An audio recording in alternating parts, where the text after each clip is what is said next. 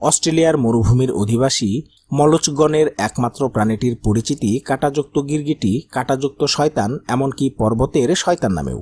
তাছাড়া অনেকেই এই প্রাণীটিকে কাঁটাযুক্ত ড্রাগনও বলে থাকে।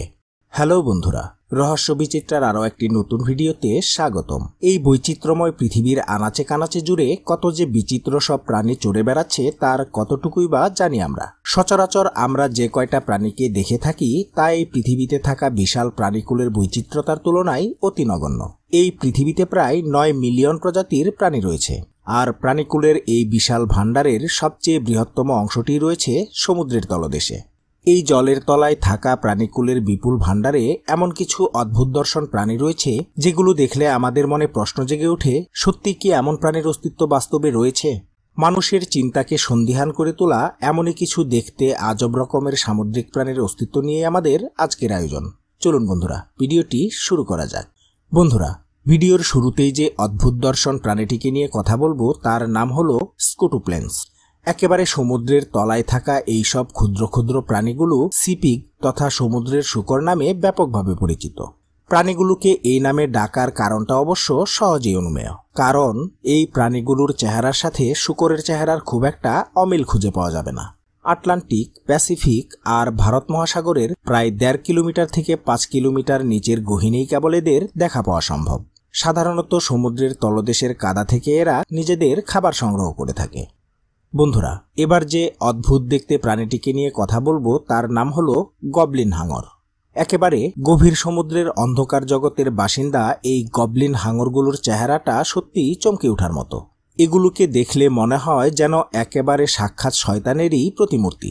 প্রায় 10 ফুট থেকে 13.5 ফুট পর্যন্ত লম্বা হওয়া এসব হাঙরের চেহারা দেখতে ভয়াবহ হলেও এরা স্বভাবে কিন্তু খুব একটা আক্রমণাত্মক নয়।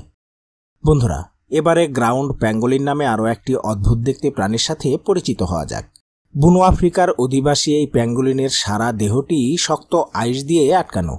আক্রমণের আশঙ্কা করলেই এরা নিজেদেরকে গুটিয়ে নিয়ে বলের মতো গোলাকার আকার ধারণ করে।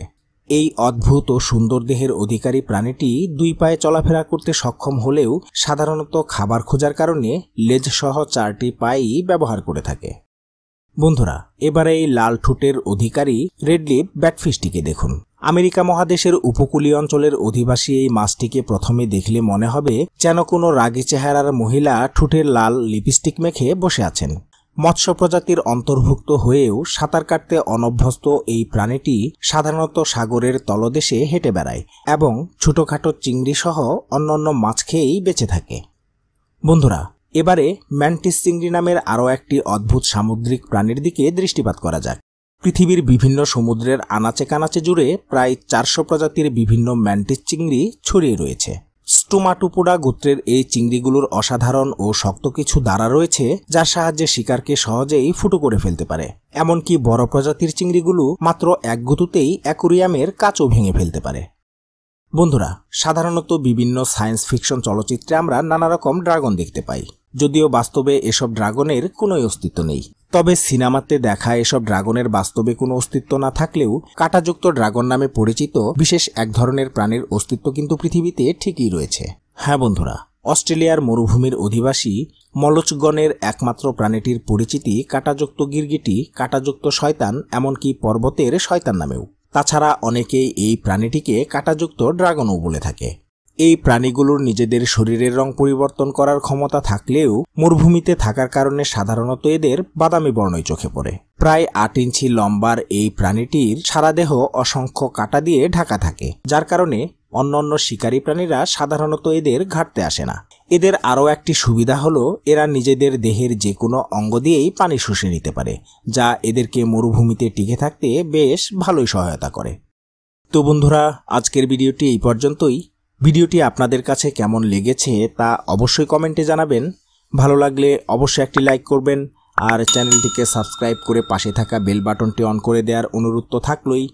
কথা হবে পরবর্তী ভিডিওতে। ভালো থাকবেন সবাই, ধন্যবাদ।